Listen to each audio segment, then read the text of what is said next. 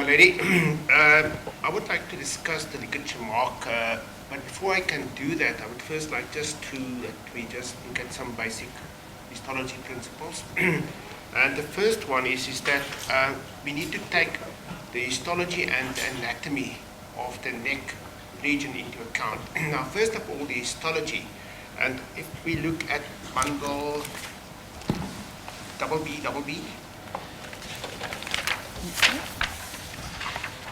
and page 9, page 8 is the covering page of the textbook called Histology for Pathologists, and page 9 of the bundle then has got certain photos there, and I will also show them in my PowerPoint presentation. But what I would like to point out to the learned court there is that if we take photo figure 1.36, which is the one on the right-hand side, the top one, that is from the face. And the one below that is from the back. And what I would like, these two photographs, top is from the face, bottom from the back. And there are vast differences histologically that we see through the microscope. In fact, if I look at a fragment of skin, I can often say whether this is from the face or neck region, whether it's from the back, and when I say face, an anterior neck region, whether it's from the posterior neck or back, or even from the leg, and definitely it's from the digit, because it differs. Now, what is the importance of that? The importance is that we have to take that into account when we evaluate the vital reaction. And I will get back to that shortly. The second thing that we need to do is to think about the position of the structures in the neck. The neck is not a cylinder which is homogeneous all over this. There are certain structures which are firmer, like the vertebral column at the back. You've got all the cartilages and hyoid bone and so forth. And then on the outside, you have got the two sternomastoid muscles, which are, those are the muscles, my lady, running from the back of the ear to the junction between the top of the sternum and the clavicle. And that's it's a very prominent muscle. And is that the muscle that holds up the neck? No, the neck is supported by the vertebra. Okay. So what does that muscle this muscle to rotate? Okay. And in fact, if you want to see the muscle, if you want to see this muscle, you will rotate against that side. So there's the muscle. So that's the mechanism how it works. It's on the other side, if I can call it that way. But what is the importance of that muscle is that that is the firmest lateral structure of the neck, because these two muscles are located on the sides of the neck. And if you then apply force to the neck, let's say a ligature, and you lean towards the left side. I'm just taking an example now. So then the force will be maximum on the sternomastoid, because that is the firmest structure in that region. And that is why when ligature marks are often not complete, because the skin folds will press away, but where it is supported by firm tissue like the larynx or the sternomastoid, it will even imprint. So I just wanted to bring that anatomical, it's not the same all around the neck. Now, if I then maybe deal with the histological difference, in fact, I've showed already the two publications, or sorry, the 2 pages regarding the different histology. And I would like to deal with Dr. Piramal's finding, which is in page 11 of bundle BB. And this has been put to the court a couple of times, and also at very high magnification. I just want to, again, also just for the record, say that, and I had the same problems with the photos in the neck. And I think it is something we have to take into account. And that is that the photos are not always taken in the correct position, in the so-called anatomic position. And I'll demonstrate it to the court, especially in the neck dissection. But on this photo, for instance, it is very difficult for me to comment on whether that ligature mark is horizontal or not. And the reason is because the shoulders are not at the same level, and the face is tilted to the right-hand side. So one have to take that into account, and it becomes almost impossible to make any comment regarding the direction of that. But that's not what I want to point out here. I want to point out that the reason why that mark looks so much different on the posterior aspect in comparison to the anterior aspect of the neck is because of, if I can go back, my lady, page 9, the middle photograph, where they say sections of the skin of the back, or back in the neck. That is all thick fibrous tissue. And if you have got blood vessels there and they get damaged because of pressure, there will be very limited hemorrhage because they are supported by fibrous tissue. So it's not like in the skin where it's loose. In the front. The front, skin of the front of the neck. That's why we get wrinkles on the face area and in the front of the neck and not in the back of the neck. The skin texture is completely different, and any hemorrhage in the skin area of anterior neck will be much worse, or much more than posterior. So that explained to me why it may look almost like post-mortem, because it's very firm, that tissue, and you have to take the structure of the underlying skin into consideration. So that is then page 11 of BB, Dr. Perimel's photo. It was page 4 of exhibit Triple H. Page 14. What did I say? 4. 14. Page 14. Okay. Page 14, so page 11. No, it is page 11 of my bundle. Yeah. BB. Yeah, but we're dealing now with, we have to refer to BB because you're testifying now on your document. I know that was photo number 14 in Dr. Perimel's That's correct. report. Sorry for the confusion. But Thank you. So you were referring to the photo on page number 11 Page in BB. Now I start to get to a difficult area, and that is now the neck findings. And the first question that I have to ask myself is whether that ligature mark is ante-mortem or post-mortem. Did it arrive? Was the ligature mark caused during a process while the deceased was still alive, or when she was dead? I think that is the important one. And here we have to go back now to my previous show regarding the vital response. What's in that ligature mark, which I can say this is a vital response, so therefore it may indicate, or it is consistent with being caused before death. But I think there are certain important things. So if we look now at this slideshow, called the ligature mark, where we will focus on these vital Thank you, my findings. lady. May I, with the court's leave, hand up a copy that we have prepared for the court of the slideshow that is coming? And if we could mark it, I think it's now double D.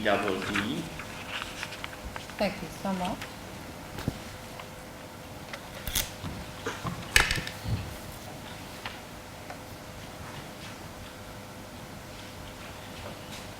Right, take us through your presentation. My lady, I'm just my lady, this is then on page 2, if we can move to the next slide, please. And this is just again, maybe on a higher, or just for all of us to see, that is the skin of the face, and one can see this is a subcutaneous fatty tissue. Those are the hair follicles with the sebaceous glands here. And the pink stuff is the collagen, the support of the skin. And in sun damaged people, like we often see in South Africa and also in Australia, you will see that it's more like a bluish tinge called solar elastosis. Now, this is skin of the face, and it is very loose, and any hemorrhage will easily accumulate there. I also want to use this point of photo to demonstrate something else which I'm going to get at the end of my presentation, and that is when I would like to discuss, my lady, the changes surrounding the left eye.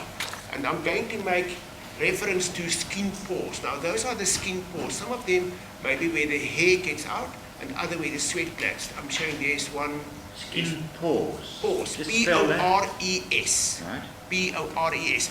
So that is important because so we see these little indentations. There's, as I said, there's one. It differs, the number, obviously, from region to region. In the area surrounding the nose, you may find more.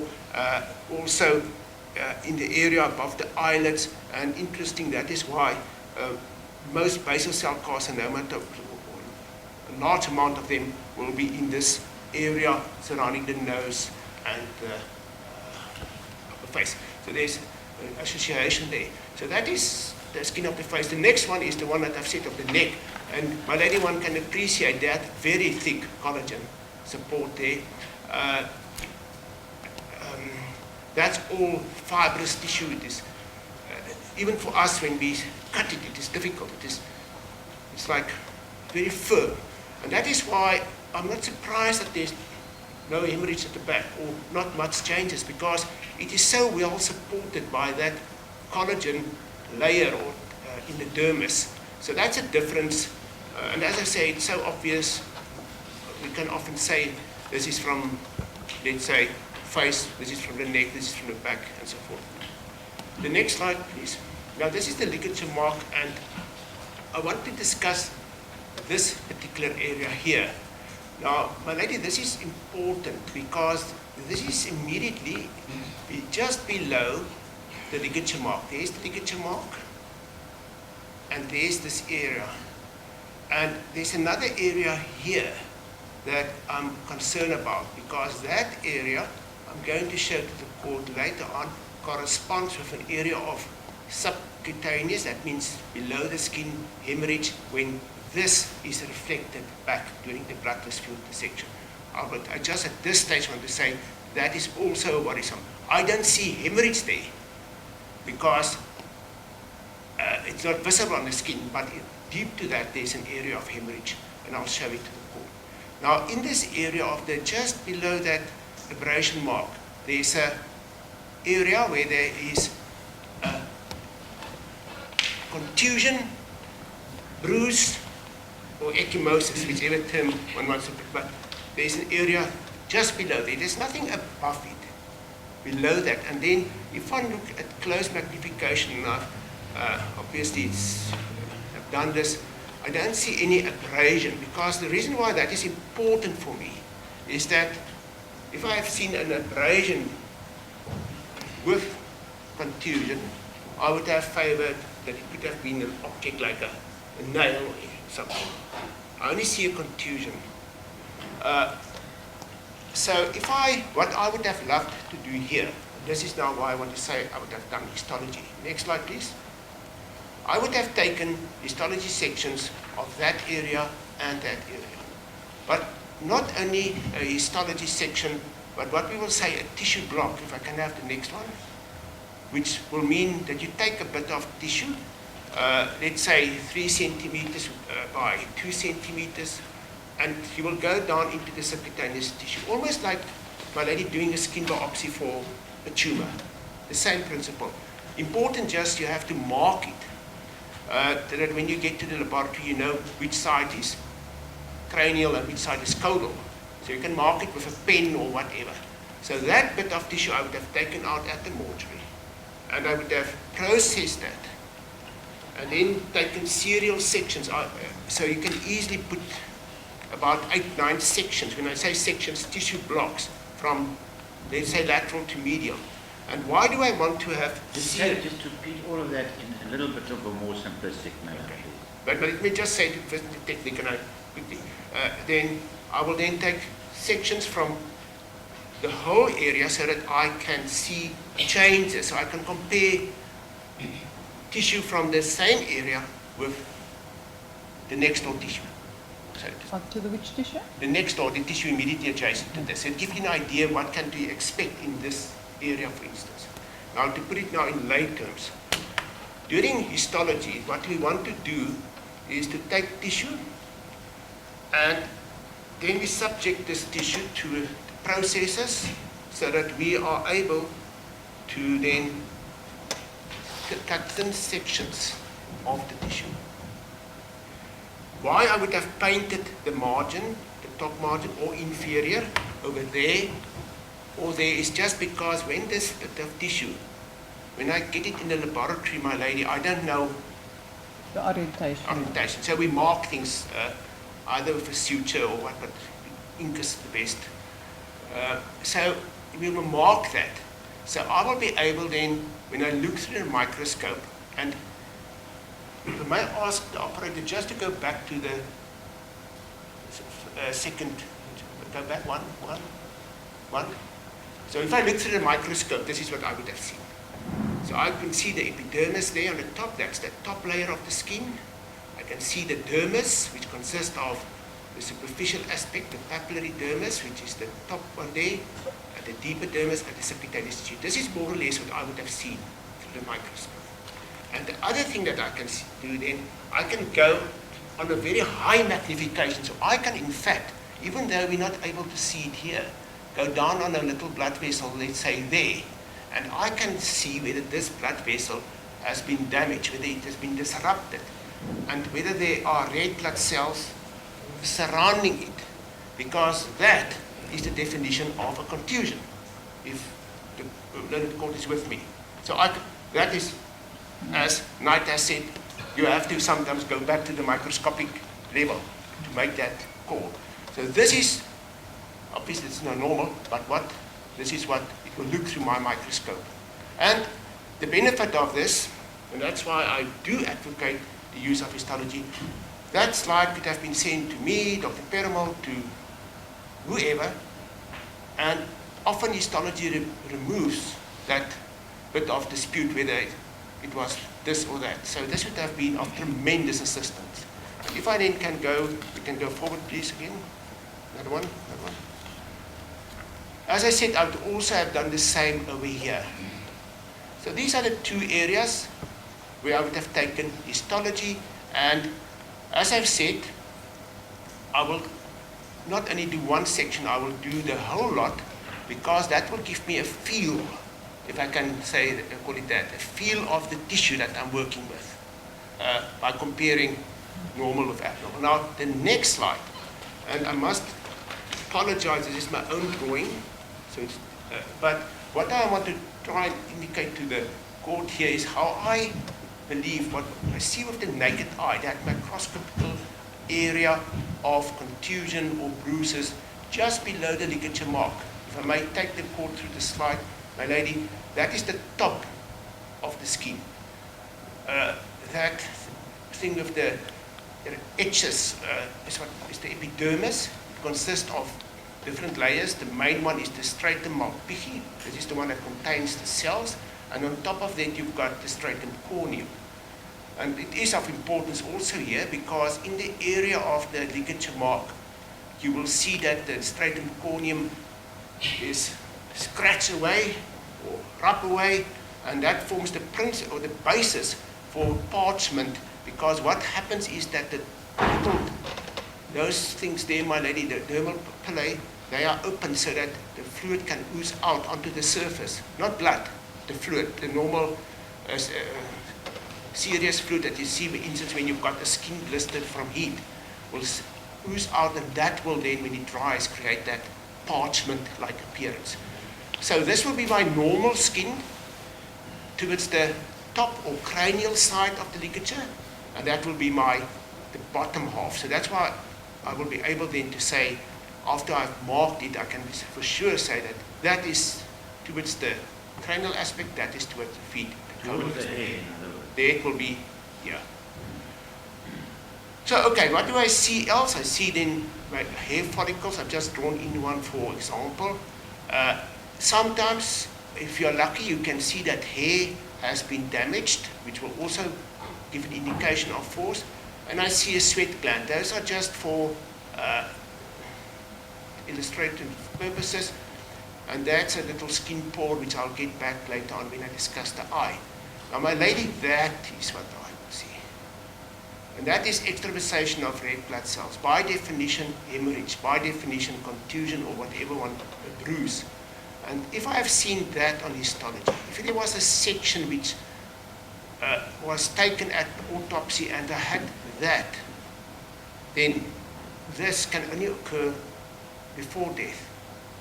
After death, the vessels can be congested. That pink line that you see above the ligatures, because these may be congested as blood is displaced from here in those vessels to those vessels. That is what they describe when they say there may be a pink line on both sides.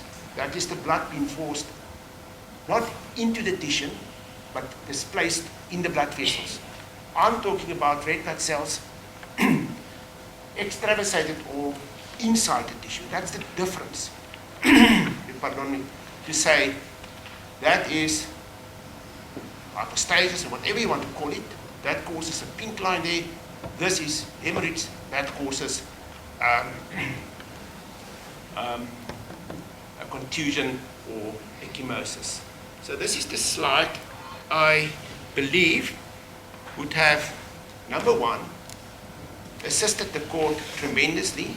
Number two, we would most probably have all been on the same page because we have got a slide. If I may just then go to two further documents in my bundle, BB. I'm going to come back later on again to this article from a different aspect, but I want to take the court now, my lady, to, and let me just get the article on record. This article was also numbered in the bundle N1. It is called Injuries over neck in hanging deaths and its relation with ligature material. Is it vital? It appears on page 12 of the bundle.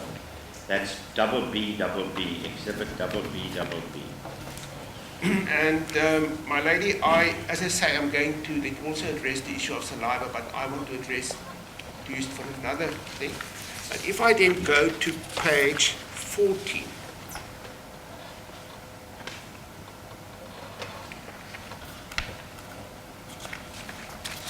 now if I'm the right-hand column, my lady, the last paragraph, it starts with in cases of hanging.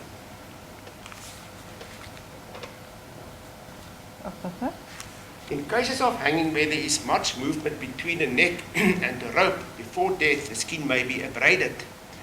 That means that there's an abrasion, the epidermis is scratched away, and you can see a scratch mark. So a scratch mark is an abrasion.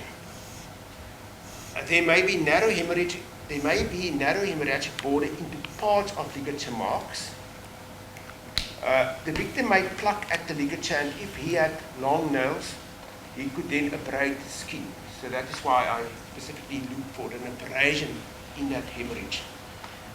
Multiple ecchymotic areas, that is now multiple bruises or contusions or whatever name you want to call it, found above the ligature mark may be post-mortem. The clue here is above the mark, maybe post-mortem. However, when they are present below the ligature mark, they are invariably ante-mortem in nature. This is because an ecchymosis, meaning a bruise or contusion or whatever you want, seen above ligature mark may be more influenced due to engorgement of blood vessels due to stasis caused by the ligature material leading to its rupture. So that is what the author is saying, that the vessels over here, my lady, towards the cranial side, that those vessels may rupture, but it is more because of the displacement of the blood superior, and that's why they talk about hypostasis, causing then those appearances. So I will just repeat that sentence. This is because an ecchymosis or a bruise seen above the ligature mark, which would be on the right of the slide as it is projected there, is caused by the ligature material, may be more influenced due to engorgement of blood vessels due to stasis caused by the ligature material leading to its rupture. However, the ecchymosis, the bruise, the hemorrhage present below the ligature mark will not be so much influenced by such mechanism. Hence, it is more likely to be an ante-mortem nature.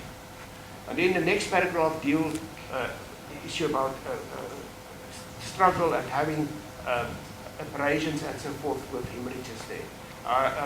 So, but then if I look at this, and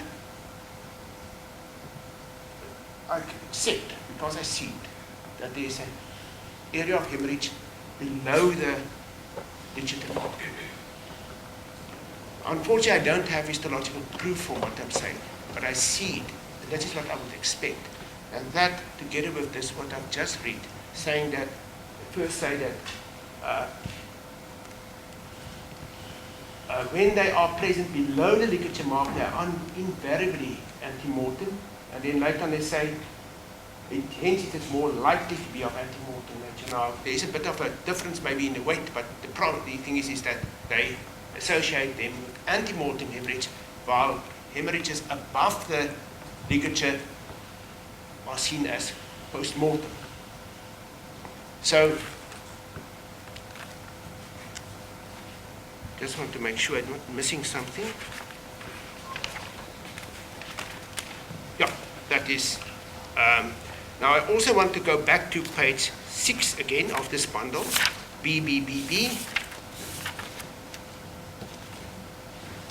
And it's just to re-emphasize what Knight has said, that if you don't know whether those are bruises or ecchymosis, the last line there of the second paragraph on the right, my lady, histology or histological examination may be necessary final to decide the matter.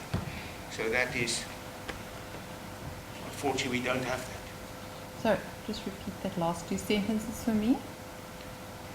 If there's doubt, if there's doubt, histological examination may be necessary finally to decide the matter, whether that's now a bruise or hypostasis. Thank you. And to sum up in my words, as I understand it, perhaps we can just go back to the previous slides, maybe number 4 in this bundle. If we could go back to slide number 4, please. Just one more. Yes. The area that you're highlighting there with the arrow, and you must now correct me if I'm wrong, is an area, and your interpretation is that that is a hemorrhagic area inferior to or below the ligature mark. Yes, my lady, it is unfortunately not projecting that well. But if I can take my lady through this exercise, if that's a ligature mark, if I follow it over there, immediately below it, there's almost like a triangular area. It is, I will say, about 3 millimeters maybe wide. Exactly there. I'm not expecting hemorrhage here, maybe just for the sake of the court. I'm not talking about having like a massive hematoma here. I'm talking about subtle features, and that's why one will end up with histology. So that is the type of hemorrhage that one would expect if this ligature was applied and had its effect antemortem. Right. So that excludes a post-mortem hemorrhage. Right, and now a follow-up point, the appearance of the ligature mark, the sort of parchment or leathery-like appearance. Can you comment on that? Well, it is obvious, one of those things that there is a bit of debate in forensic circles whether parchment-like appearance is typically of antemortem versus not being parchment-like. Most authors will accept that a parchment-like appearance is consistent with an antemortem application or situation. Interesting enough that the best example of this parchment-like changes was present in photo exhibit C. I think it was Annexure C.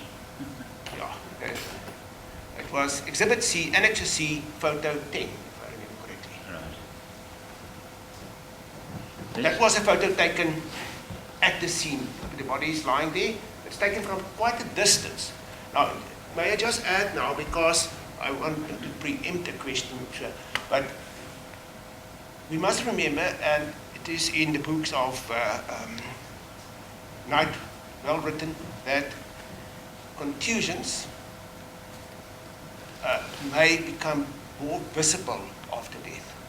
It's a well-known phenomenon. In fact, but if you doubt whether contusion is present, is to go and review the body again 2 or 3 days later. And my lady, the mechanism for this is that it is almost like in living people. I mean, you bruise you today and maybe nothing, but tomorrow there's more. And it's not because there has been more blood. It's not the mechanism. Can I have the last photo, please? The reason why, oops, no, that one. Okay. The reason why this may come, it may not be that visible at the scene of death, but in fact it is visible at the scene of death, but it may be more visible at post-mortem, is that the red blood cells, those cells that have leaked out into the surrounding tissue, when they start to rupture because they don't get enough oxygen and so forth anymore, then they release the hemoglobin, which is the substance in the red blood cells which carries the oxygen. And that is when that's released, that pigment, as if I can call it that way, has got a more diffuse staining, so it highlights it. And obviously a couple of days later it will start to change color, exactly, later on grey or green and so forth. So that will be the normal process. May I just on this, because sorry, just on that, is this perhaps the reason why I think Dr. Perumal said there are some scholars or doctors who believe that the ligature mark is really a post-mortem reaction, or it appears or manifests post-mortem? My lady, we prefer the word perimortem, because then we get a bit from both antemortem and post-mortem. So that's a perimortal event. May I just at this stage also, it's not applicable here, but because it won't differentiate between an antemortem and a post-mortem, but we can also apply special stains, which we often use in the laboratory, which will show that this collagen fibers here have got a change in color because they have been compressed. But this is not, I'm just saying we can do a lot if we've got the tissue, but we first have to get the tissue. Okay. Sorry, Peter? We first have to get the tissue. We can do a lot with a piece of tissue to assist the cord, but if we don't have it, then it's unfortunately. Right, let's move on. My lady, the next one will be the associated injuries in the neck, and this will be a PowerPoint.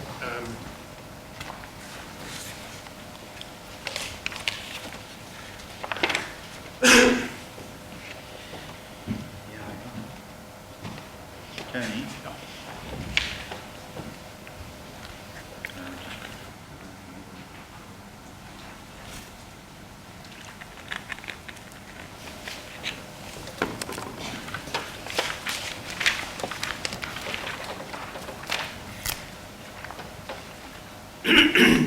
May this be handed up.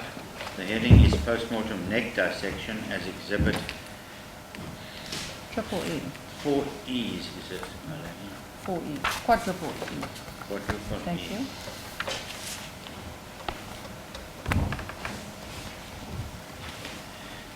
May I start? Oh, Okay. Thank you. Thank you so much. You may proceed, Dr. Loftus. My lady, with this slide, I would like to demonstrate the problems that I've got with the neck dissection. I'm not talking about the way it has been performed and that. I'm talking about the interpretation of the things because of reasons like I will, for instance, the spatial orientation. So you can have the next slide. This is based on the post-mortem performed by Dr. Khan, and there was a slide, collection of slides, I think 282 of them in total, which was labeled, you can go back one, please, labeled Rohde state photograph. So this is where I got these photos from. Now the first slide I just want to first discuss 2 points. The one is the technical difficulties to reconstruct the spatial relationship of the external, that is what we see on the surface of the neck, and the internal injuries, those two. How to correlate the one with the other. Well, in the simplest terms, if I stab myself with something here, I can say, okay, it's through the skin, it's through the ribs. I can follow the tractors because there's an opening going through all those organs. The problem when it comes to neck, where you don't have a thing penetrating, you have to like think, okay, if this is the skin, what will be beneath that? What will be beneath that? So you almost have to have like a three-dimensional approach. And let me explain to you, I don't want to repeat myself. The first one is that the external features at post-mortem and at post-mortem on the table, those were photographed of the head and neck in the normal position, meaning my lady, the neck was not flexed, meaning going forward, or extended, meaning go backward. It is in the anatomical position. The internal features, the photos taken when they start with the blood test field dissection, those were photographed with the head and the neck in hyperextension because that was the purpose of doing a blood test field dissection. So, if I may illustrate to the court on myself, if I put my finger on my chin and I put my other finger on my Adam's apple, the laryngeal prominence. So this is now in the anatomical position. This is how the photos were taken with the deceased lying flat. If I now hyperextend my neck, now it is obvious I did measure it. It increased by about 4 centimeters if I go from here to there. So what I'm getting at, I'm pulling up all. I'm saying there that last bullet, hyperextension results in significant cranial upwards displacement of the soft tissue and other structures in the neck. So, in practice, if I look at the body here, lying flat with the head in, I have to accommodate that now when I look at the body with the head bent backwards, because what would have been at this level in the normal position may be now at that level, because everything is moved upwards. So that's the first problem I had. The second thing that I have to take into account, if I may have the next slide please, is the fact that the photographs in the bundle are all taken from different angles and also different distances to the body. So there's no fixed point which one can use as a reference mark. In ideal situation, it would have been nice if the photographer put the camera on a tripod next to the body, maybe another camera on the other side, and all photos are taken from exactly the same angle and plane. Because then one will be able to layer these and almost perform a digital dissection of the neck. So I would be able to say, okay, because all these photos are the same in plane in taken, so I'm looking at the same aspect, but they're also from the same distance, so the enlargement stays the same. So the ratio is going to stay the same. The ratio. The ratio, yeah. So you'll be able to almost do a dissection and say, that's the skin, that's the muscle underneath. So that's the one. And the other issue that is a problem is that the neck, the head, the neck and torso are not always properly aligned. And what that I mean is that sometimes they will turn the head to demonstrate something.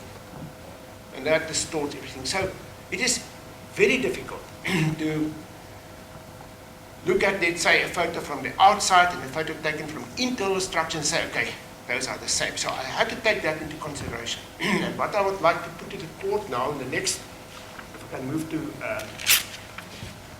slide page number 4, to go through the ligature mark. Now, most of these photos have been presented to the court, and I don't intend to deal with each one in depth.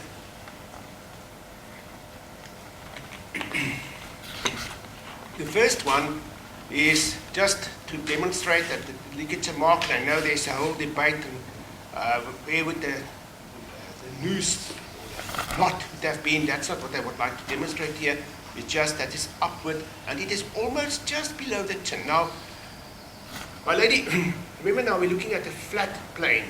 In life, that is, in fact, looks quite close to the jaw bone, but it may be here, because this is the distance, not that distance. So one has to take that into account, that there's a distortion of the plane. Next one, please.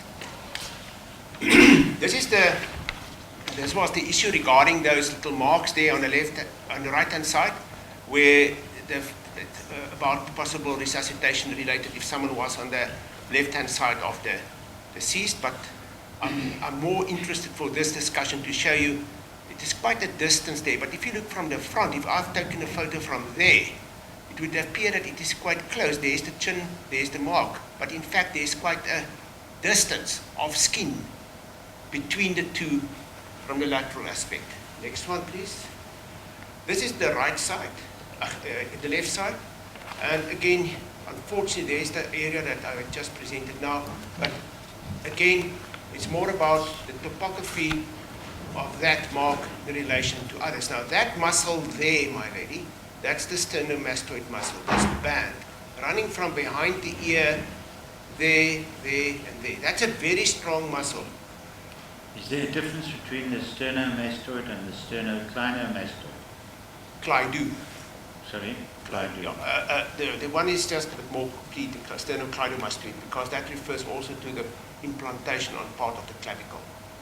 But we always use sternomastoid, short to the right. So this is a very thick muscle, and what is the importance of that? If you have convulsions and so forth, this is a muscle that will contract quite heavily and may result in bleeds inside the muscle. So next photo, please.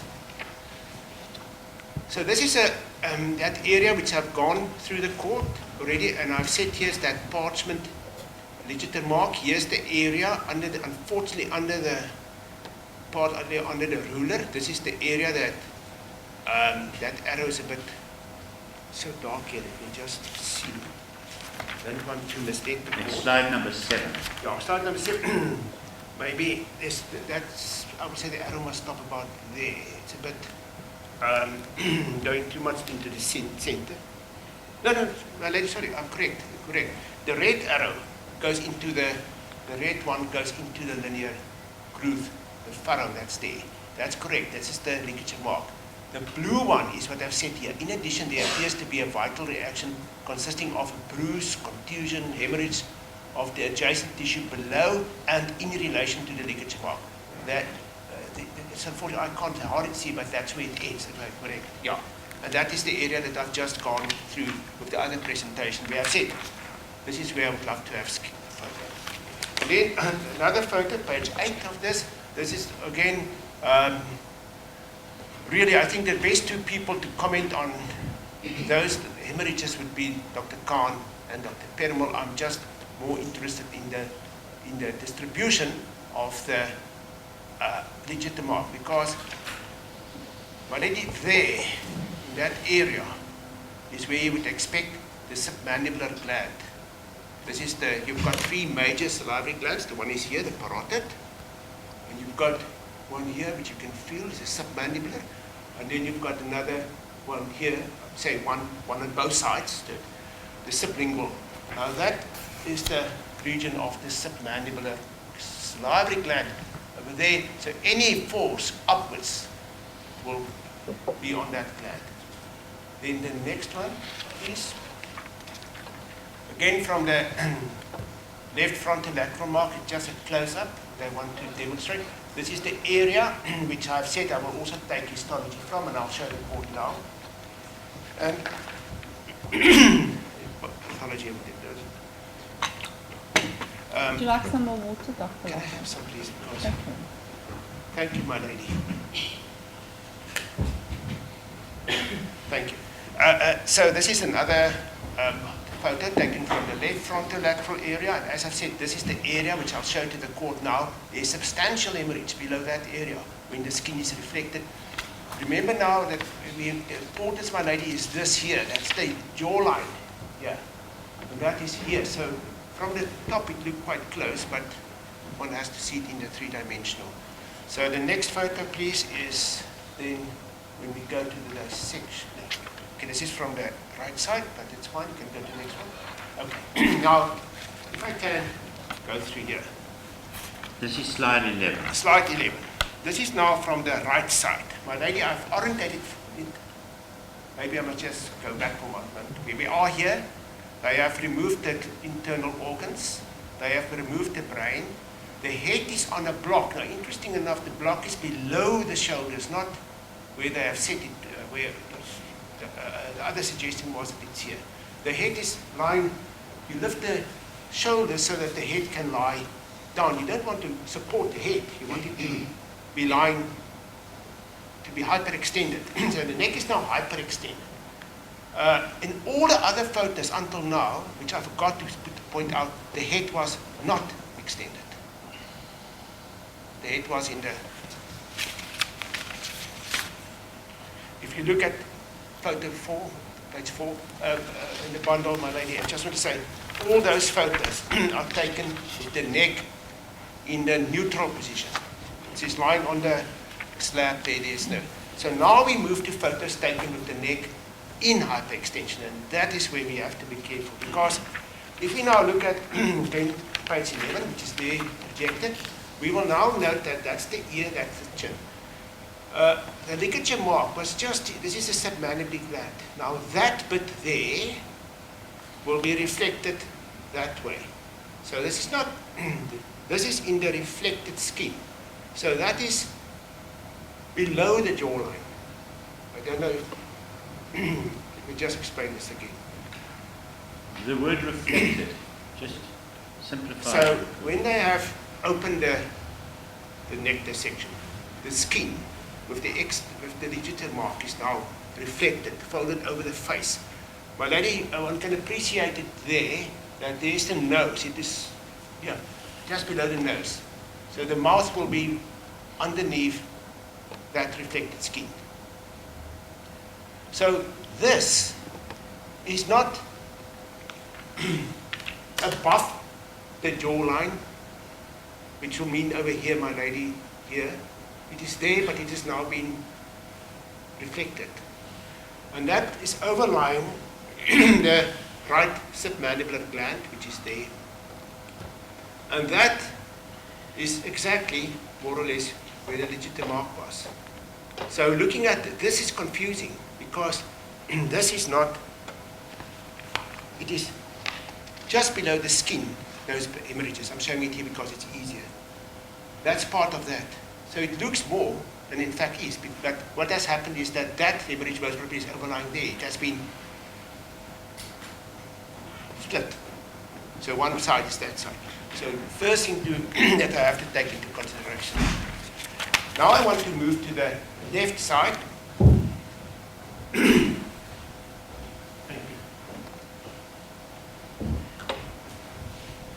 The left side, my lady. Again, the head is in extension, hyperextension. Here is the chin is over there, and there's the external ear canal. Now, here is an area of contusion. Now, that is the area circled in red. Yeah, in red. Now, if one look closely, my lady will be able to see that's a very thin muscle there. It's called the platysma. The platysma is a muscle which runs from the bottom of the jawline down the neck. It is a very thin muscle, and I can see its fibers there. In fact, it's better on the photo, but there, that red is that platysma muscle. Now, again, if I fold that back, this area is not going to be there. And that is an area of hemorrhage in the subcutaneous fat in platysma. That will not be there, that will be there. Because it is I've taken the skin of the neck and I folded it up. So I have to make provision that that what here is in fact there. There would have been a bit of migration, or not even migration. There's distortion. It's just like let me think. How can I? Maybe my lady, this is the best. If it's here, a lesion here, which I see over here, and when I fold it now back, it's going to be here. And that's exactly that area for me is in that area which I've indicated previously, where I've also would have taken histology of. That is in the Ligature mark. That was the second area which I had the arrow at. So this is for me in line with the Ligature mark. And if I say that's hemorrhage, or if it is accepted that's hemorrhage, that's another indication that the Ligature mark was applied before death, because that, and also all the other hemorrhages that I've now showed in the submandibular gland, those are quite extensive hemorrhages, and it won't be, they are related to the Ligature mark, and for them to be so pronounced means that the patient must have been alive. I mean, post-mortem you may have small hemorrhages, but you're not going to see blood dissecting, meaning extending into tissue. So that is a bit of a thing that I would like to point out to the court. And then I think if we can go to the next one. Now, this is the sternomastoid muscle, which has been opened over there, but over here it is still covered by the very thin membrane, and I believe that's the lymph node that Dr. Khan has photographed. Again, the neck is in hyperextension. I have no issue with the hemorrhage there. In fact, I don't believe that hemorrhage is at the level of the Ligature mark. I think that is most probably part of a convulsive death where there is severe muscle contraction. The Ligature mark for me will be approximately going through here, and what I'll demonstrate it now to the court. Over here I've said there's a contusion here in the muscle, my lady. At the tip of that forceps, there's a bluish color. That is not part of that. That is where the Ligature mark was. This is in the belly of the muscle, and I think, as I say, that may be due to severe contraction, like we also see in the tongue and so forth. Now when I go to the next slide, page 14, here he has opened the sternoid muscle, but again he has reflected the muscle. This is the muscle coming this way. So he has reflected the muscle, and deep to that there's an area of hemorrhage present. This is not in the line of the Ligature mark. I believe that is well indication of two things. First off, convulsion. Second thing is that, as I've said before, the sternomastoid muscle over here is going to take the major force of the body hanging against that ligature. So that it is ruptured because of all the forces being applied to it is not a surprise for me. But now we go to the next one, and that's the hyoid bone, and I mean that has been discussed. By the way, my lady, just to confirm again that this is taken from the bottom, so that is left-hand side. And if one note, sorry, this is the left horn. The one with the forceps. Yeah, that's the left horn, and the hemorrhage is there. What is important, this little muscle material line here, that's the thyrohyoid membrane. And you can see, my lady, that hemorrhage is at the insertion of the thyrohyoid membrane. It has been cut through here. But there is at the insertion, and that is where it is described, because you've got this membrane, and it is fixed to the hyoid bone here, it is fixed to the thyroid bone here, and if you pull on that membrane or you push against it, that's where it gets injured. So that is consistent with pressure applied to the thyrohyoid membrane, and not necessarily pressure applied to the hyoid bone. Next slide, please. Now, this is the important photo, and this is taken from the left side of the neck with the head in hyperextension. It shows a couple of hemorrhages, and some of them were not completely correct interpreted by Dr. Khan. I'll tell you why. The first one is this hemorrhage over here, my lady. That is the cervical spine. There's some muscles. Those are the muscles at the front. In fact, the learned court asked me whether the sternomastoid muscles are those are in fact the muscles supporting the spine. And there are signs of hemorrhage there, but interesting over there are also hemorrhage which is closer to the spine, and those hemorrhages we often see when people are free hanging more in the lumbar region, that is over here, lower back, and that is because when they're free hanging there's this pull or rukbeweging, traction, and then you get Jerking motion. Jerking motion, thank you.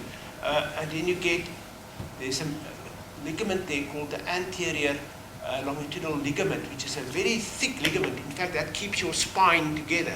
So what happens, it gets injured, and you get so-called Simon's hemorrhages. So that over there is for me one of those hemorrhages. And obviously she wasn't free hanging according to what the court has heard, so that would be part of that. But now I come to this hemorrhage. Now, my lady, it has been mentioned a couple of times, the carotid body, carotid sinus, and the role that it plays in the autonomic system, and the effect that each one of the mechanisms, of the 5 mechanisms, how people die due to pressure on the neck: airway obstruction, arterial obstruction, venous obstruction, and then the so-called, I'll go slower, and then the so-called acute neurogenic heart arrest or vasovagal and so forth. Those are the 4, and then obviously there's sometimes a combination of the 4. So it's airway obstruction, venous obstruction, arterial obstruction, and then this one. Now, my lady, this structure over here, which has been opened, that is the carotid artery. And this hemorrhage is at the level where I would expect the carotid sinus to be. Carotid sinus is a structure in the carotid artery. When it gets stimulated, it interprets it as a rise in blood pressure. And then what will happen is that it will send a signal to the heart and say, beat slower, beat less forceful, and that will drop there. And that is why if you press someone here, they may faint. In fact, in the many old days when people still had high collars, it was well known that when some of the gentlemen will turn their head, it will catch the carotid artery and they will faint.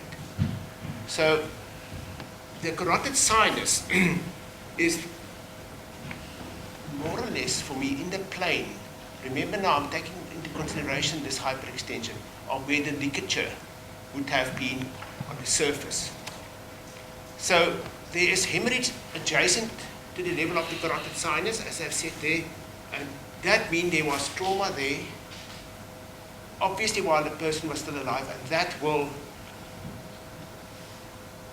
or can cause death because of the cardiogenic stimulation. And in fact, I believe that the saliva, which was witnessed at the stage of the death, is due to this stimulation, but I'll get to that in more detail. So, my lady, in paragraph, photo 17 is a photo taken of the soft tissue. Now, you know, and I can find it, but I know Dr. Abrams and Dr. Khan said, no, that was part of the thyroid cartilage over here, that hemorrhage. I don't believe that so. I believe it is an adjacent soft tissue, but I don't think there's much for me from a pathology point of that. It's just that the correct structure. The next photo, page 18, which is the one that we have spent quite a lot of time with, is to orientate the cortex, the tongue. We're looking from the back. So that's the esophagus, which has been opened. There's the epiglottis.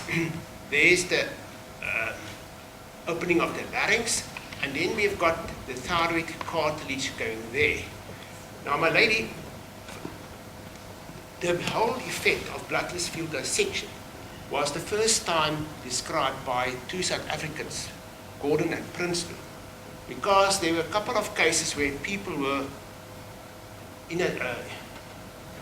were accused of asphyxial deaths or murdering because when you do a post-mortem, there's a plexus of veins and stuff, there's soft tissue in the neck, which if you do a post-mortem and you don't do it properly, you may confuse hypostasis with hemorrhage. So in fact, Gordon and Princeton, they then described or developed this bloodless field dissection. And why I mentioned is this, that in life, this is upside down. It would have been like that. So this is in fact the bottom part. This is not the top part. The top part, if this was in my body, this will be, when I'm lying on my back, this will face downwards. So this is prone, subject to hypostasis in an area where Princeton and Gordon realized that it may sometimes cause problems in the court. So this is the first thing I want to point to the court. The second one, and this can't be appreciated that much, but I've looked at this through at different magnifications. That superior horn of the thyroid cartilage and that one, my lady, they are exactly the same color. I really cannot see a difference. If that was a hemorrhage, that would have been dark red. And if I look at this, I don't see it. So I cannot comment that there is a fracture, a hemorrhage over there. That's the first thing. The second thing is now that I section by Dr. Khan. Then, sorry, next slide please. There is this dissection. This photo has been blown up to court, but I don't think it represents exactly what we need to see. The next slide is better because, my lady, if you want to confirm a fracture, if I suspect a fracture of, I'm taking now gross of my forearm, I don't cut like this, where I think there's a fracture. You cut longitudinal, so that you can open it up and see the fracture. So, if Dr. Khan wanted to demonstrate beyond all reasonable doubt that that is a fracture, he must have cut it in the... He should have cut it. He should have cut it in the... go back 2 slides, please. Another one. There. You would have cut it like all on that edge. Along there, and there. So if this is like it's lying there, I would have cut here. Then you would have demonstrated that there's a fracture. You would have seen the hemorrhage. Because now you compare, and it's very important in pathology to compare something with something that you know is normal. So now I've got normal cartilage and I've got a fracture. So I can compare the two. 2 slides forward, please. The other thing I want to point out to the court is that the line of incision into the underlying soft tissue there is exactly in line with that cut, stroke, fracture, whatever. And if one look at the photo in the album, in the bundle, page 20, I think it's more obvious that that is a complete clean cut. I mean, I know that the court has seen where it was stepwise. There was a photo which on a very high magnification showed that cartilage to be almost like stepwise. But that's what I expected because cartilage is not going to just cut it. So you will have a double maneuver, if you can call it that way. So I look at this one, and for 2 reasons, it is an incision. Number one, it is, as I'm standing here, it is smooth. Number 2 is that it's exactly in the line of the incision in the underlying soft tissue. Which Dr. Khan made. Which was part of to demonstrate the fracture. So unfortunately, my lady, I'm not accepting this as a fracture. I know that there's always, and I've said, seldom say never and seldom say always, but I feel very strong on this one. Now we go to page 21 and page, the next one please. And this just demonstrates that hemorrhage there on the right hand side. I've tried to orientate it, and the reason why I've got a couple of these photos in is that I've try to, next slide please, to try and see how can I do a digital blood test field dissection for the court to be in a better position to see the spatial relationship of all the injuries coming together in the same line. And I do accept that there are injuries outside the ligature mark, like in the sternomastoid muscle, but it could have well been during convulsions, as we know, is subscribed in patients in that agonal period when they commit suicide. But I think, and as I'm just concerned that this was never pointed out to the court by forensic pathologists, and I'm not easily criticizing people, but I think it's important to realize the fact that this is a body or neck in the natural or normal position. This is the structures in the hyperextension. I think it is an expert's opinion. It's important to indicate that to a lay person. And the second thing is to say, remember, this in fact belongs there. It's not a second hemorrhage, it's part of the same process. And then the third thing would be to say that in the normal anatomy, those structures may well be related or spatially related, if I can call it that way. Spatially approximated. Yeah, whatever way one will use it, but. Okay. And I think that is that, my lady. Okay. So now I'll go to the saliva, and I'm almost finished with this. Saliva, there are a couple of articles, and those were handed in as MM1 to MM4. In my bundle, it is page 16 to 39.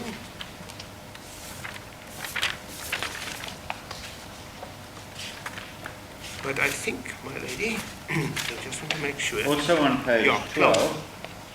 Page 12 is also part of that. And page 12 was the article that I've already referred to by Tumron and Mbadi. And this was the one I referred to about the hemorrhage just below the ligature mark. But on page 14 of the bundle, the fifth line from the top, features like a saliva dribble mark are suggestive of antemortem hanging. I'm just taking it out of that paragraph. I want to go to the next page, 16. You just go back to page 12, also on the very first page, under introduction of the marked area. This was from Dr. Perimel's testimony. Yeah. It is an introduction, my lady, left-hand column, about this. It's in cases of hanging, apart from giving an opinion as to the cause of death, the post-mortem doctor has to comment on the nature of hanging being antemortem or post-mortem. A mark of saliva dribble is a classical feature of antemortem hanging, but it may not always be present in all cases. The reason for this is due to wiping of blood by relatives or doctors in an effort for resuscitation. Okay. Sorry, I missed that. Right. Do you want to refer us to any of those other articles specifically? They have been dealt with. I can just say it's also in the Gleister's Medical Jurisprudence on page 17. It's in the last paragraph at the bottom of the page, midway. In that paragraph, saliva may be seen trickling from the corner of the mouth as the result of increased salivation prior to death, due to stimulation of the salivary glands produced. Now, my lady, I just want to, people often confuse and think that the saliva is produced or produced. The saliva becomes excreted because there's pressure on the salivary glands. In fact, if I do press on my salivary glands, I most probably will also compress the ducts that has to carry away the saliva. So in this situation, the saliva is produced by stimulation of the vasovagal response due to pressure on the carotid sinus. And we all know that when we are anxious, our mouths are often dry because that is stimulation of the sympathetic response. But when we're going to eat, there's saliva production, that's production of the parasympathetic response. So stimulation of the vasovagal nerve stimulate the parasympathetic response, which sends a message to the salivary glands, say, secrete. that is the reason for the more secretions. There was also the question previously regarding smothering and so forth. With smothering, and especially the worst or the best example is when someone is gagged. When someone is gagged and he's got something in his mouth. In smothering, it's not the overproduction of sputum. It is because you prevent the person from swallowing. So if I fix my mouth, or someone's mouth, they can't swallow. And as a matter of interest from a legal point, is that many cases of gagging, for instance, is not supposed to kill the person, but what happened is that it may be just to silence him, but now he's got this piece of cloth in his mouth, he can't swallow, and the cloth becomes saturated with saliva and he suffocates. And saliva collects in the mouth. Yeah, because you can't swallow it. So those are the mechanisms. Are there any other of these articles that you feel particularly that you need to deal with under the question of saliva? I think Professor Swear, and seeing that I know him, I think I will deal with his article, which is page 19, where it is said the emission of semen and of saliva may be due to stimulation of the autonomic nervous system. I'm just repeating what other authors say. And also the same applies to the Mayo. Right. Now, before we leave this slide, just two questions, if I may. There was a suggestion made that the mark on the back of this deceased's body's neck that was photographed and described by Dr. Perumal could have been caused by the neck block that was used at Powell Mortuary. Dr. Perumal gave his adamant views about that. Can you just give us your views, please? No, my lady. Do you know that neck block? Have you worked with it? Yeah, no, the neck block.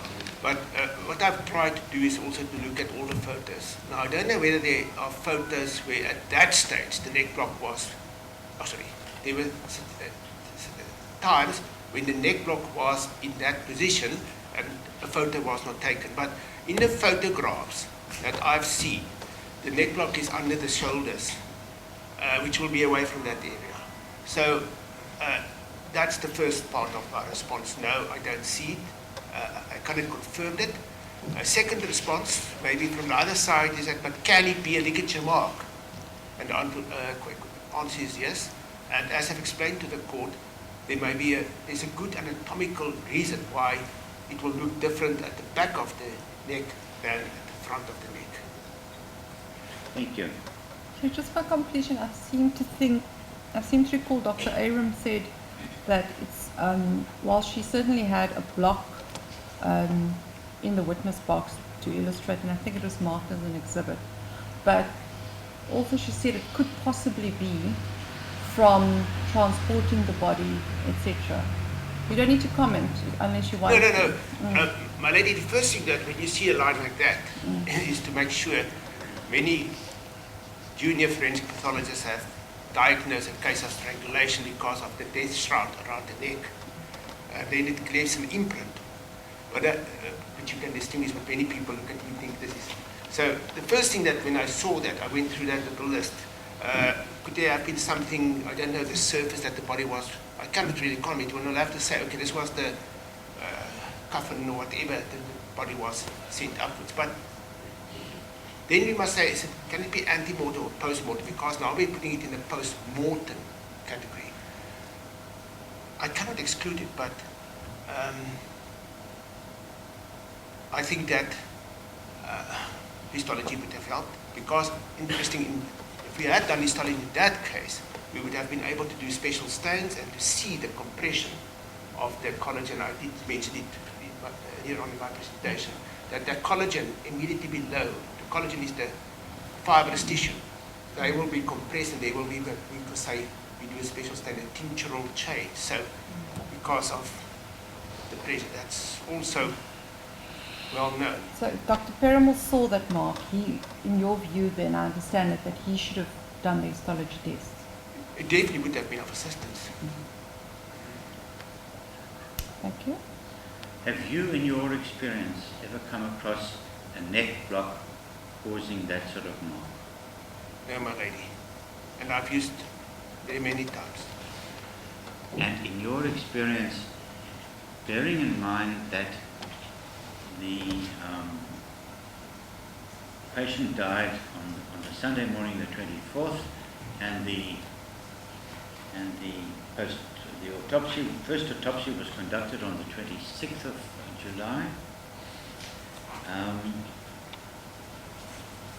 To what extent would hypostasis have settled by then? Fixed, as I've seen the expression used. Well, I just want to confirm so we're looking at 2 days. Yeah, probably 48 hours. Probably sort of 50 plus hours. Yeah, my lady, Sorry, what is 50 plus hours? 50 plus hours. What is 50 plus hours? between the time of death at the spear and the post-mortem. Thank you. So the question here is regarding is that if that was hypostasis, would it have been fixed at 50 hours? And if one's, obviously if it was fixed, then a block pressing there wouldn't displace it because it's fixed. Now in this case it is pale, so the implication is the blood has been displaced earlier.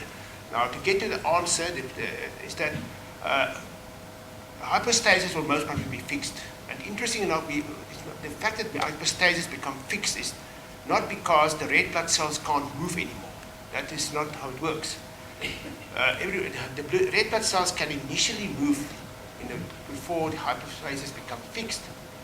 And as we have known, by body lying on the back, it will settle in the back, and when I lift the body, put it on supine, it will settle supine. That will happen not because the blood is now not clotted. People often misconstrue. It's because it becomes fixed when the red blood cells, as I showed in that little drawing of mine, when they burst open and they release the hemoglobin, which is the pigment carrying the oxygen, in the surrounding tissue. Then it becomes fixed. It's not the blood then that's moving, it's because the blood has now stained the surrounding tissue. So it's the pigment which is now all over the show. And at 50 hours, I would expect hypostasis to have settled in. And when I say settled in, become fixed because of that pigment being released. Yeah, it is. So on the probabilities, in your opinion, what is more likely, that is a ligature mark or a mark caused by a neck block at the first autopsy or something else at or after the first autopsy? My lady, just before I answer that question, I just add here that the issue of important negative findings. And it is important that when you do a post-mortem, you record important negative findings if it is applicable, and even to photograph findings. Now, if I'm dealing with a hanging case, I know that the first question everyone is going to ask, was it around the patient's neck or not? That's the first question. Now, I can spend hours to try and convince the court that I believe that it was a ligature mark, but we unfortunately don't have a photo by Dr. Khan or by Dr. Abrams to confirm their opinion. So therefore, what I see there, take into account things like hypostasis and so forth, I really favor a ligature mark, or the impression left by a ligature. Right, and before we maybe take a short break, I just want to go back to the previous slide show, and that was on the lung pathology, and there was a question at the end that I just forgot to ask you, if I could just, while it's in my mind, Dr. Perumal attributed the lung contusions and hemorrhage, the petechial and ecchymosis hemorrhaging, and in fact the rib fractures and the sternal fracture to resuscitation artifacts or resuscitation injuries. he certainly regarded it as consistent with that. What is your comment on that? My lady, in my evidence, when I showed that, I did comment on the right middle lobe, the relationship it would have to the fractures on the right anti-chest, and also of the free edge of the lung being trapped in the costophrenic angles. So yes, it can be caused by resuscitation. Obviously, if there has been some effective circulation, I'm not saying the patient disease must have lived, but if the compression of the heart did cause some movement of blood, so that will definitely fit in with that, especially the one on the right hand side. It was in the right middle lobe, and also those in the costophrenic angles. Right. Just remembering that resuscitation efforts were made, albeit unsuccessful, from both sides of the patient by different people. No, I'm aware of that, but My lady, I did get an understanding that we were going to work through lunch today, but That's take right. maybe a short 15 or so, whatever, adjournment. I anticipate that the testimony in chief of Dr. Loftus will take approximately another hour and a quarter at the absolute most. Okay, can we adjourn for 10 minutes and hopefully we'll be able to come back and finish the evidence in chief of As a law. court, please. Thank you.